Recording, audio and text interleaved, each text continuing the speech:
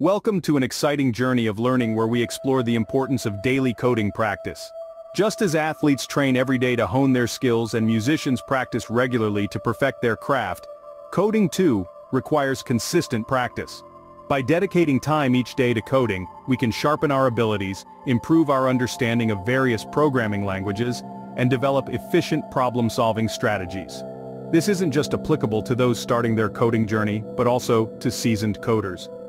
Every line of code written, every problem solved, adds to our repository of knowledge, making us better equipped to tackle more complex challenges. It's about taking small, steady steps towards becoming a proficient coder.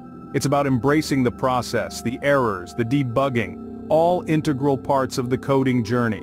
Now let's delve into how to effectively incorporate daily coding practice into your routine. First things first, a conducive coding environment is paramount for productive coding sessions. Think of it as setting up your kitchen before you start cooking. You need a clean, organized space and the right tools at your fingertips. Similarly, for coding, you need a dedicated workspace, be it a quiet corner in your home or a bustling coffee shop. The right tools are equally important.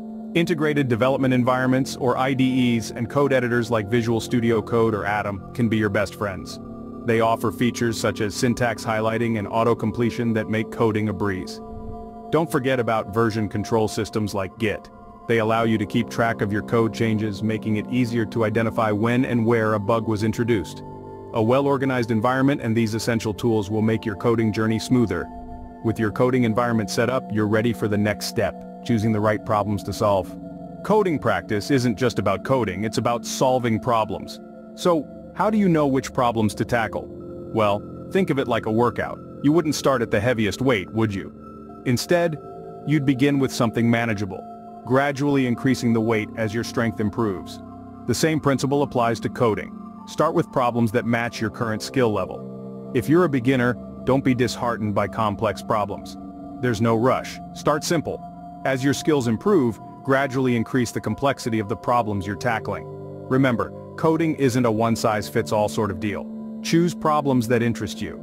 If you're passionate about data science, solve problems related to that. If you're into web development, focus on those kinds of problems. In the end, it's about growth and improvement, not just ticking off problems from a list.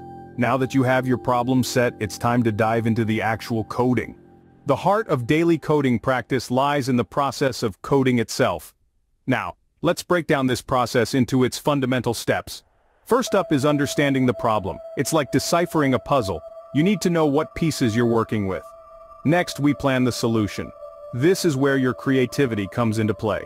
We're essentially sketching a roadmap, deciding which languages or algorithms to use, and how they'll interact with one another. Following that, we dive into the actual coding. This is where your fingers do the talking, translating your plan into a language your computer can understand.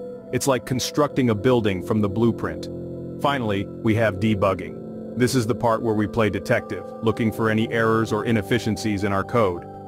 Debugging tests our patience, but it's an essential part of the process. And with that, your coding session is complete. But there's one more crucial step to your daily practice.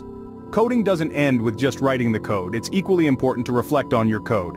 Just like a painter steps back to assess their canvas, a coder should also take a moment to review their lines of code. It's an essential part of the process that can offer valuable insights into your coding style, efficiency, and problem-solving skills. So how do you reflect on your code? First off, evaluate its efficiency. Ask yourself, does it solve the problem in the most effective way possible? Could it be optimized for better performance? Remember, efficiency isn't just about speed, it's about making the best use of resources, whether that's memory, processing power, or even your time. Next, assess the readability of your code. This is about more than just making it look neat.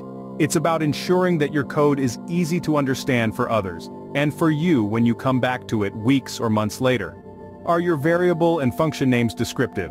Have you used comments to explain complex sections? If the answer to these questions is no, it might be time to revisit those lines.